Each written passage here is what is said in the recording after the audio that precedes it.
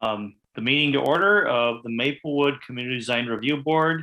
Today is Tuesday, March 15th, 2022. It is 6:00 p.m. So we're called to order and roll call. I see that we are missing Anant so far. I understand he's going to come in maybe later, and then Amanda will probably not be with us. So Amanda Reinert is out. So that leaves me, Jason Lammers, and Tom Osmond. Anant is connecting right now. Oh, okay. We'll give him a moment. I'm here. Welcome. Thank you. So now we've added Anant Shankar, and so now we have 4 out of the 5. We do have a quorum. We can proceed. Next thing is the approval of the agenda. Staff, any additions, corrections, etc.? No. Anything from the board? No. Okay.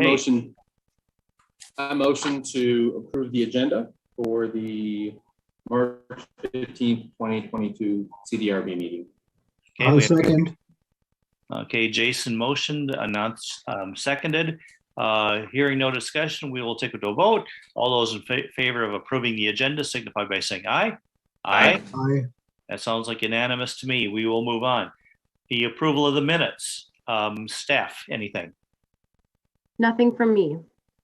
I have something. Oh, okay.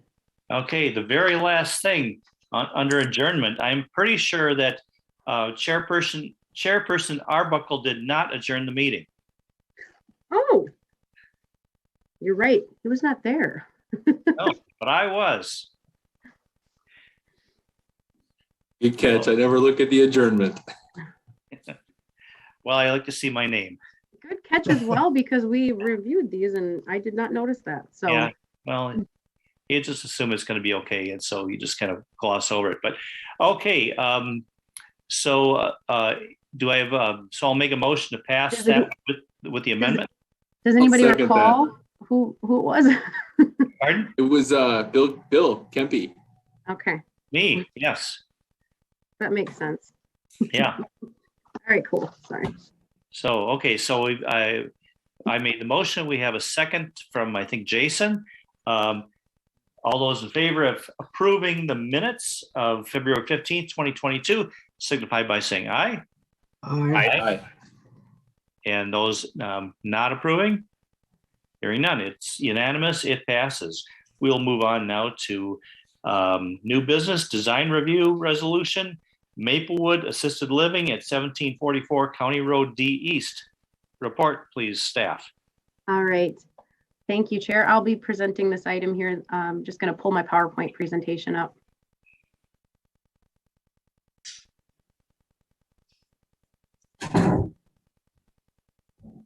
All right. Let me know if for any reason nobody can, or if there's anyone that can't see this, let me know. Yep. All right. So tonight we'll be discussing the proposed Maplewood Assisted Living project.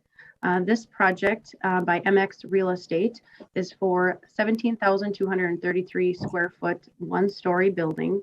It would allow for them to operate a 20-unit assisted living facility on the property. The property is at 1744 County Road D East, and the site is just over 2 acres. It's currently vacant property. The applicant is requesting approval for design review, as well as a conditional use permit or PUD amendment. There you go. The current controls of the property, the future land use is identified as commercial, and the zoning district there, it's part of a larger planned unit development, the legacy PUD. The comprehensive plan guides the property for commercial uses. The proposed use meets the intent of the comprehensive plan, combining residential and commercial employment uses. We think will overall complement the existing mix of uses that are existing in that neighborhood today. As I mentioned, it's part of the Legacy Village PUD. You may recall just recently here in 2020, Wood Spring Suites Hotel was approved. However, that project did not move forward. And so in order for this project to move forward, that conditional use permit that governs the PUD will need to be amended to include the proposed project details.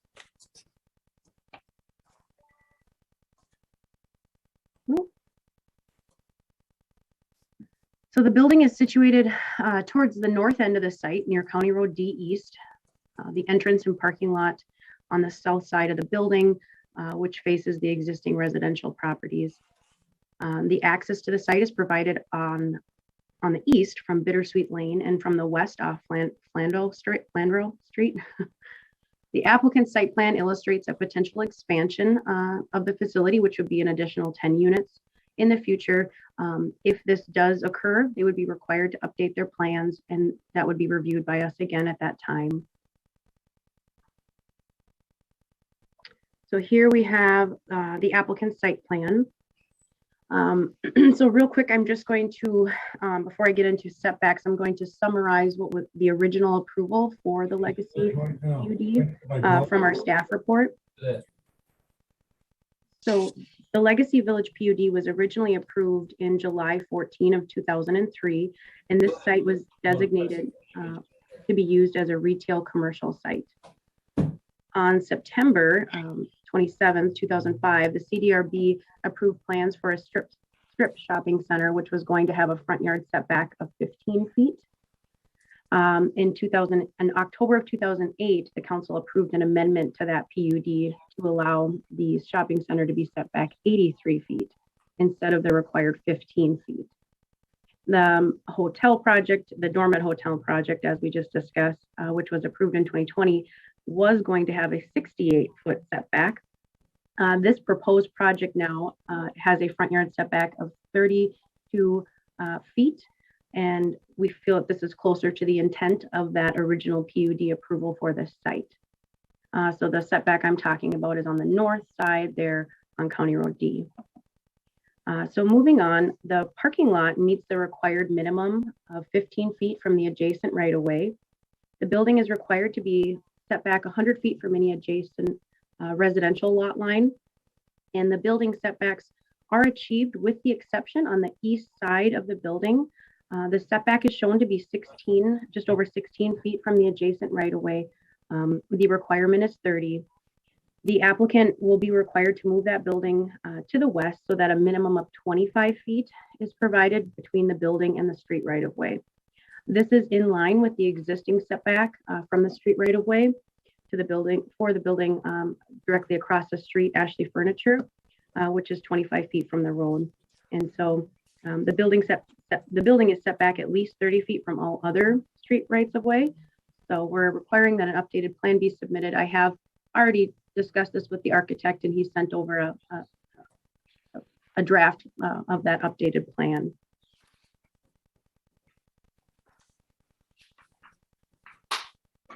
Here you can see the floor plan. You've obviously seen this here in your packet. Just showing the layout of the facility. There'll be, a dining area, kitchen, common areas, and then the units, as well as a small conference room for. I'm trying to get you on here. Here we go. Okay, so now talking about the building elevations, the one-story building at its highest point is shown to be 24 feet. The exterior materials are identified and shown as a combination of lap board vinyl siding with some cultured stone veneer on the south elevation and on the bottom. Building material samples will be required to be submitted to staff prior to obtaining a permit. Staff recommends that the cultured stone veneer that's shown at the base of the building on the south elevation be extended to all sides of the building. And so updated elevations will need to be submitted illustrating this addition on the north, east, and west elevations prior to the building permit. There's also a proposed monument sign shown there at the bottom of the elevation with some landscaping, which will be is tentatively identified to be located on the northeast corner of the property. Any signage on site will be reviewed separately. from this design review and would require a sign permit.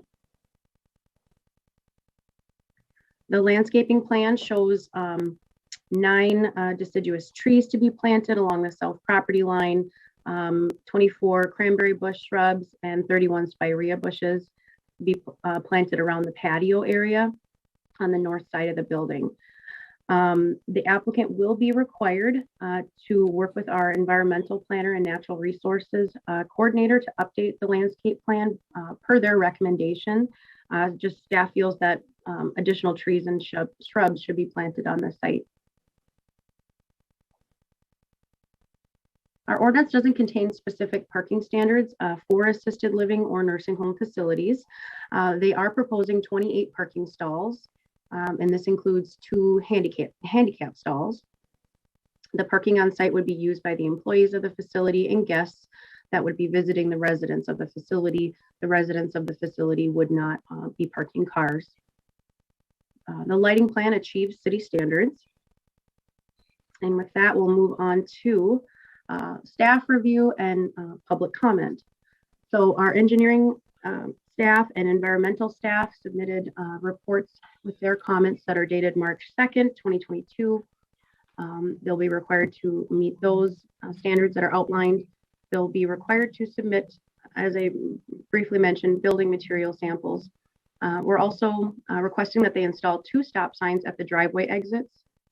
And then in addition to that, to help with the walkability in that area, install a sidewalk along the south, east, and west rights of way. There's currently one running, from the west and east along County Road D. We would like that connection to be continued. Also, the applicant will be required to obtain a license for the facility from the Minnesota Department of Health, and they're aware of that. And with that, we did send out notice to all the properties within 500 feet. Surprisingly, we didn't receive any comments on this proposal. So as far as the next steps for this application, our design review application, obviously here tonight before you. The conditional use permit application will be heard by the Planning Commission later here tonight at 7 for the amendment to the PUD. And then this application for the PUD amendment is tentatively scheduled to go to the City Council on April 11th. So with that, staff is recommending approval of the proposed project and the design review. And I'm happy to answer any questions that you may have regarding the project. And pull you back up. Yep. Why are there no color elevations? We have really no idea what the materials are. Correct. So chair and board, that's why we requested that they submit, this additional detail to us. There wasn't any color rendering submitted to staff. And is this a memory care unit? No, it is my understanding that it is assisted living. So at this time, they're not planning any memory care units. I know the applicant is here as well. Maybe she can address that a little further because it's my understanding that she has other sites, or at least I know one other one in operation. I don't think that's the intent, but maybe after we're done with our part, we can ask that question. Yeah. How large are each of the units? Let me pull up the floor plan here.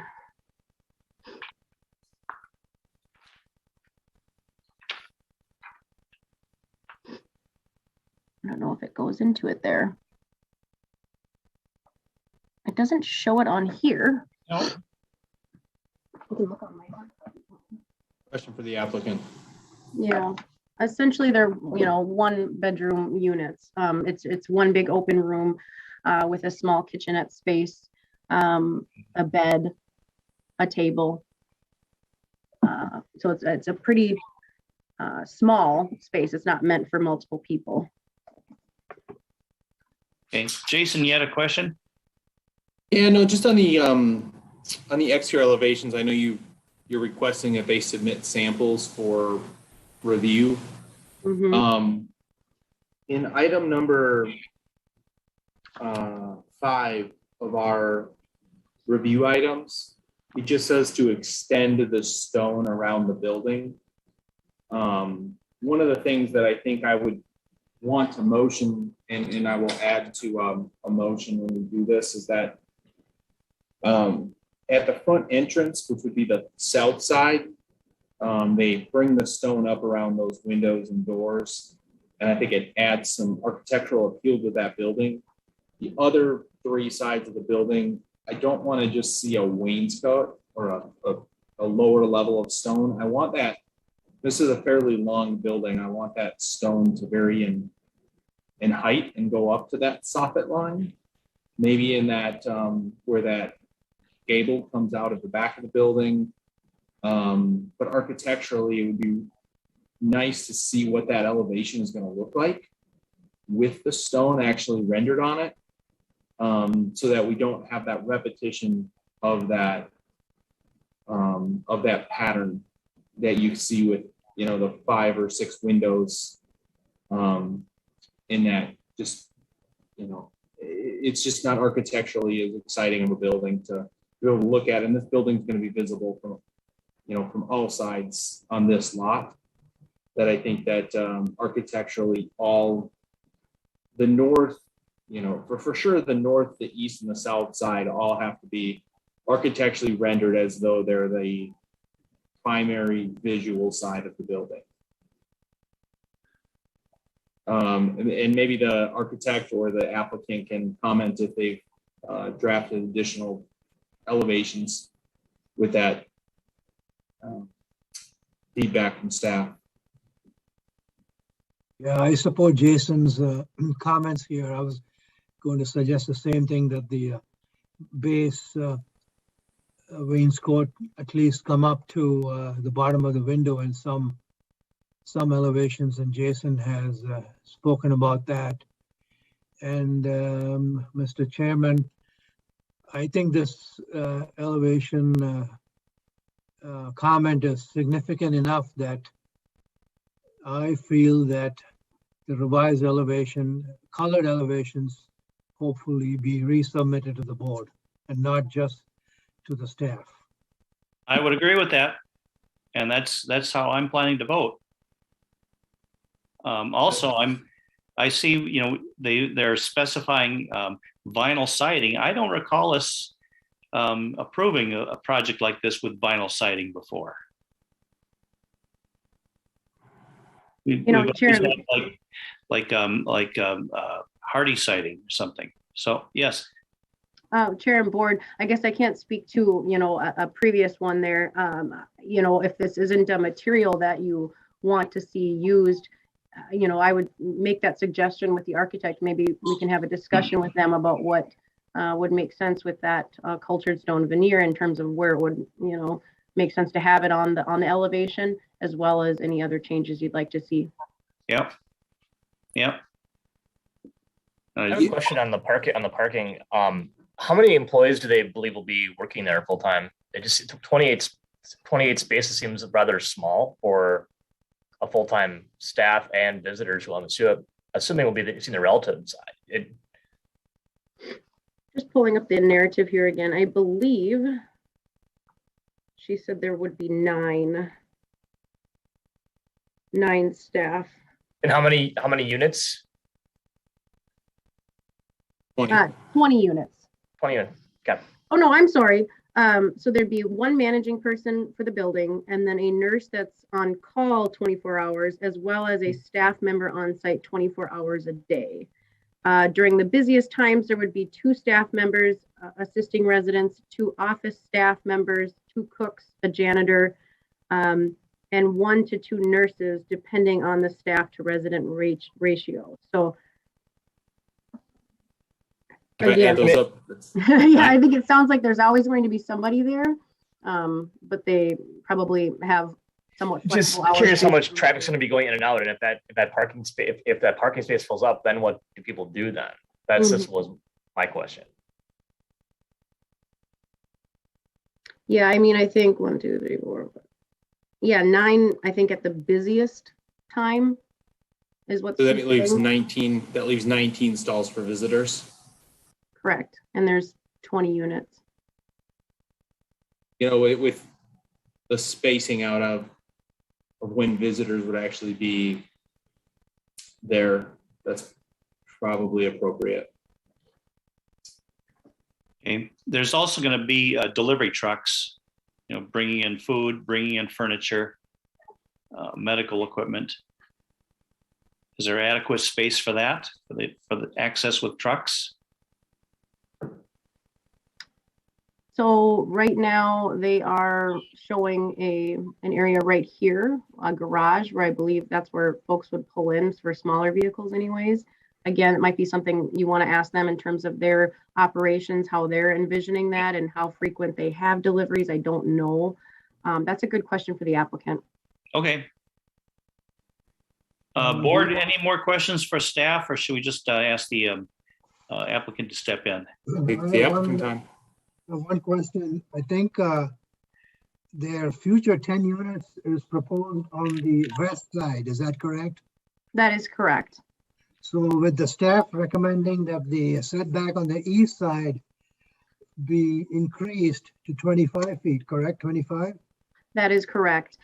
That they will no longer be able to have the 10 units on the west side, is that correct? No, not necessarily. So like I mentioned earlier, I did talk with the architect last week about this, and he was able to kind of move some things around, not on this building section that we're discussing this evening, but on that future addition to achieve those setbacks and still be able to have those potential 10 units down the line. So the 100-foot residential lot line setback, the 30-foot street right-of-way setback would be achieved if they move forward down the road with this plan, which would of course be reviewed by you as well. Yeah, that seems like that would not be our problem right now. Yeah. So, applicant, would you like to come forward? Yeah, for the food deliveries, I would believe that we would have the truck parking on the east side where the garage is, and that would be where they would go in and out for deliveries. Okay, what about, and for furniture also? Furniture, yep, they can go that way as well with the big truck, and they could go through the garage or come through the front. Okay, so this is a underground garage? No, this No. is not. Okay. What is the square footage of each unit? I'm not sure. Hopefully Ken can provide that information. I don't have that in front of me. Are these pre-furnished? Because the question is how often will people be moving in and out? So if there's turnover in the units, that could be a lot of trucks depending on if people bring in lots of furniture in and out. I would believe they would not have too much furnitures, but some will be furnished and some will not be furnished, depending on the residents. Most likely it will just be bed and maybe drawers and a sofa.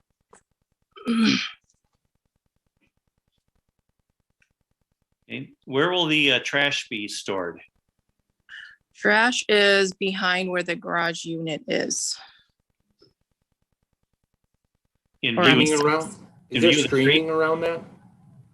There is some screening shown on the elevation. Well, maybe I might have cropped it so I could fit it on the PowerPoint. Okay. Is it an open All top, like an open top dumpster that's It going to be is. hauled, or is okay? It is in your packet though, on there. It is shown on there. Oh, yeah. So it's just currently wrapped in vinyl siding. Mhm. So are all the mechanical units inside and the only penetrations in the roof being vents? And we do have a requirement added on there. I'll just add, chair and board, that all the mechanical and, trash enclosure and everything will need to be screened per the code requirements. So that would be reviewed at the building permit as well to ensure that it is.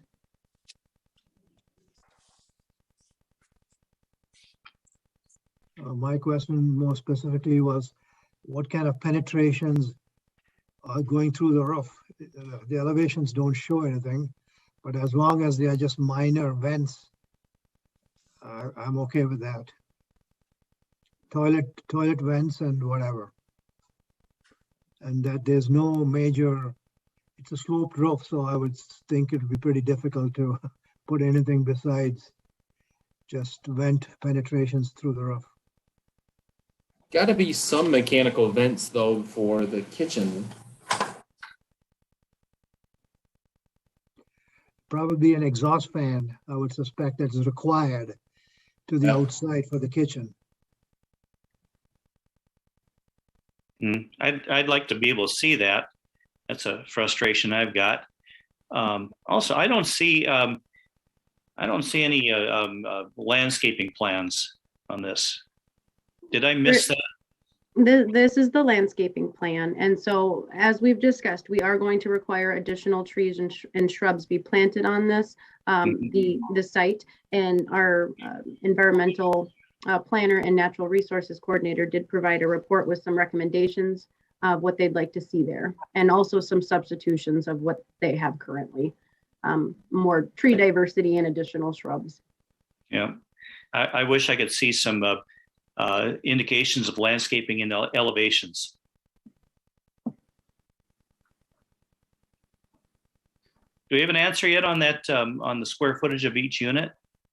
I believe it's 325-ish. Okay. I think we had I think that it's, according to what we've gone by in the past, has been like a minimum of 400, 450 square feet. We did make an exception once for a memory care unit, but you said this is not a memory care unit. No, it's not. Maybe does staff have anything to add to that? Unfortunately, I do not. I did not know that there was that standard in place. Is I'm that just based from memory.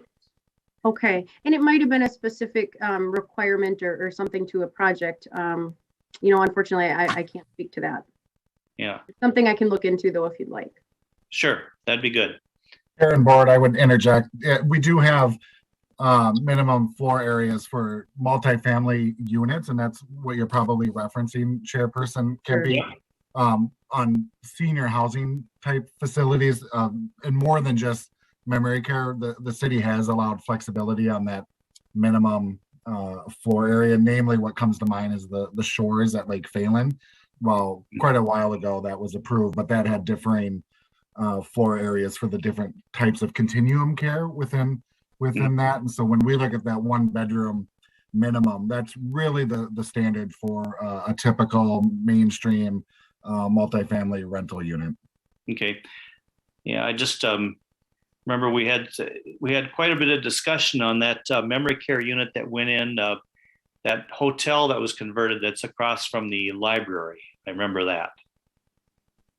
And the applicant made a compelling argument that memory care, that the units should not be very large because of, you know, the nature of the patient that lives there. But okay, thank you for the clarification.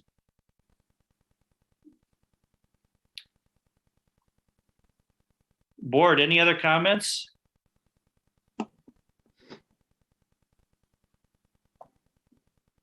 Not from me.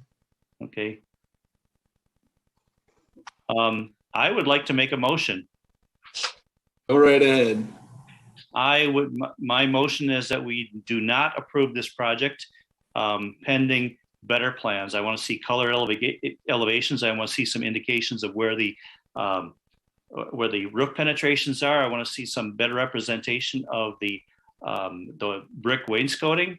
I would like to see a better plan with the landscaping, and I would like to see finalized plans on where this building is going to be sited.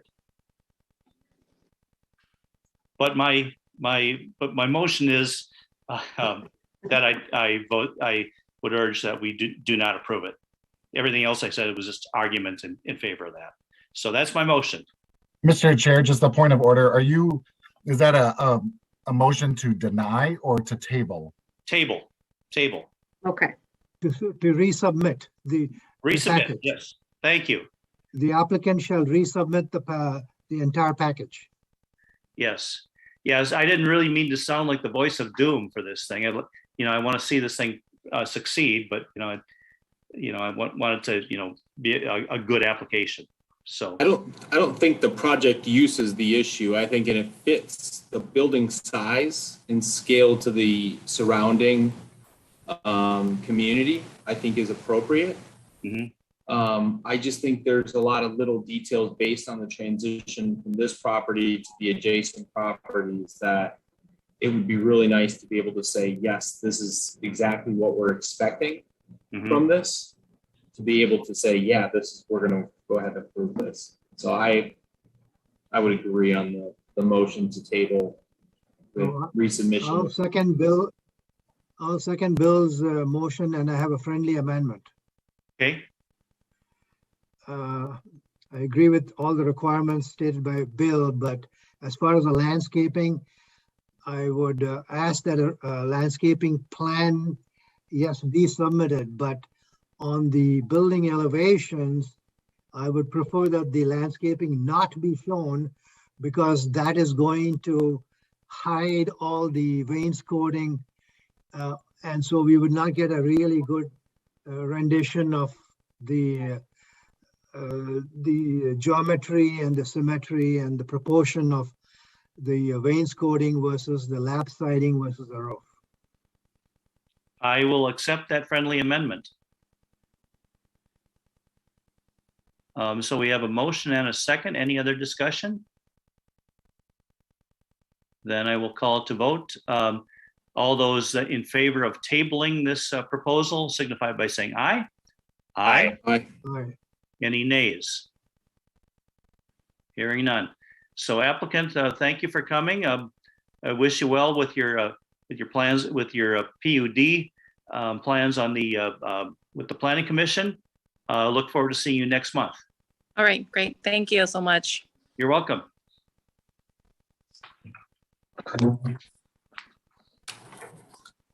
Okay, so we will now move into the next item of business, which is the election of officers. Staff. All right, everyone. So for this part of the portion of the meeting, you can make a nomination for anyone of your fellow board members or yourself, and just need a motion and a second and a vote. So with that, I'll throw it back to you guys to have the discussion.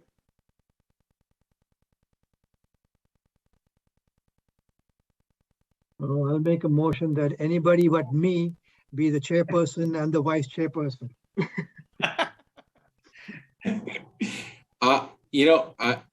I'm happy to take on the vice chair role if a motion came, but I would, based on Bill's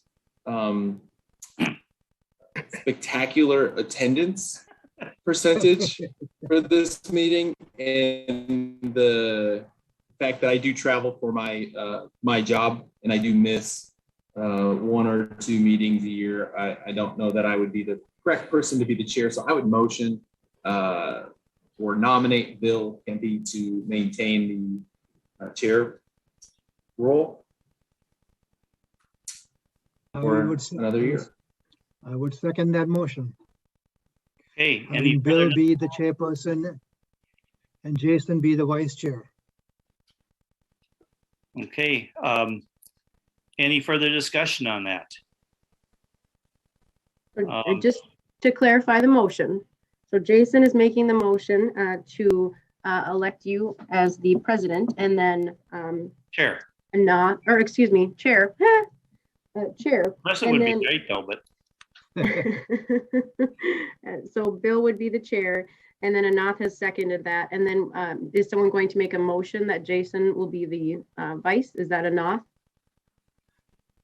Does that require a separate motion, or can both the chair and the vice chair be in one single motion? Sure, we can do that. I just want to make sure I get it right. I think Jason did nominate himself for vice chair. All right, cool. Got it. Okay, good. Okay, so we have a motion and a second, and any discussion? Hearing none, we will call that to a vote. All those in favor signify by saying aye.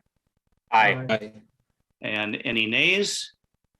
And any abstentions? I will abstain. It just seems like the proper thing to do. So thank you everyone for your confidence. Hope we have another great year. So thank you very much. So we will now move on to letter F, unfinished business. Anything from No, staff or board? Nothing. Okay, and no visitor presentations. Board presentations, anything? I have one comment. I don't know what the city stand is on going from virtual to in-person meetings, but I too am probably going to be traveling like Jason this year, and my request is, I don't know if this is possible, to have a hybrid, to offer the board, if the board did go in person, to also have a virtual option available. I can speak to that now if you'd like. I was going to bring it up here. As far as I understand, and the meetings will be going back to in person. So your next meeting here coming up in April will be in person. I don't believe there is an option for a hybrid. I think that was discussed in the past. However, it was determined that they didn't want to move forward with that option.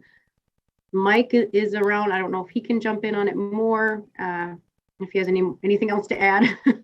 Yeah, thanks, Chair and Board. Elizabeth assessed it correctly. You know, it's a request that Anath we can forward to the city manager, just so that she knows where members of the CDRB stand on the issue. And ultimately, it's the mayor's call on format of meetings. And as Elizabeth mentioned, we've been directed to go back to full in-person starting in the council on actually March 28th, and then the commissions to follow in April. But I do think any feedback that the commission or the board in this case does have, we would like to hear. And like I said, we can forward to the city manager and she can forward it to the council. Do you know what the date of the April CDRB meeting is? Let me look. I believe it's the 19th, April 19th. Okay. Okay, Thanks, Mike. I know for a fact I am going to be out of town, so so just want to let you know. Okay. So if we're going back in person, it means we all got to wear pants. Get ready. All right.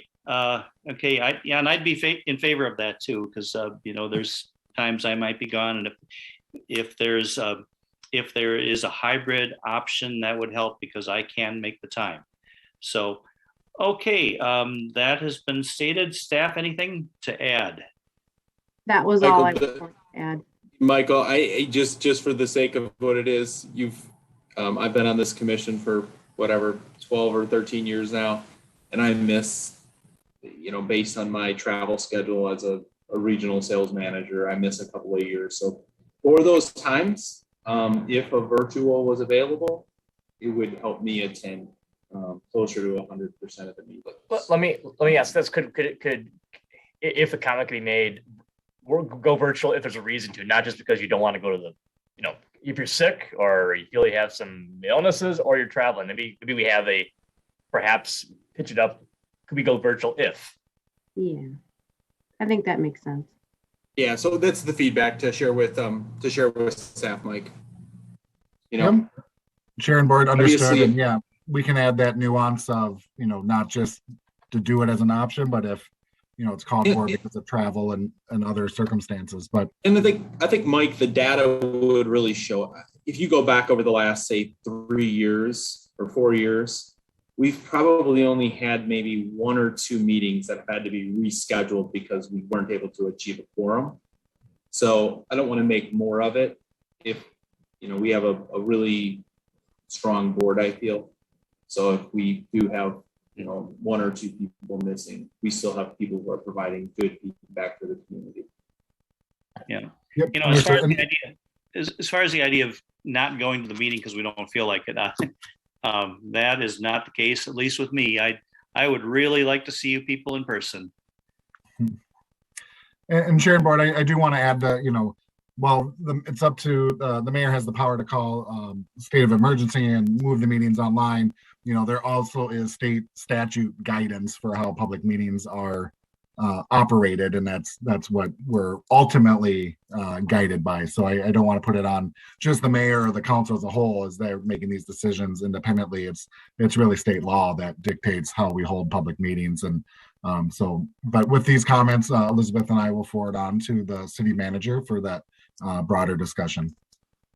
Thank you. All right, thanks. So with that, then I think we are essentially done. I do look forward to seeing everyone next month, in person. It'll look forward to sitting in one of those comfy chairs again. So with that, I will entertain a motion to adjourn. I'll make a motion. And we got that. And a second. All those in favor? Aye. Aye. Aye. Any opposed? Didn't think so. Okay. Thank you, everyone. We will see you next month. Thank you. Okay. Thank you.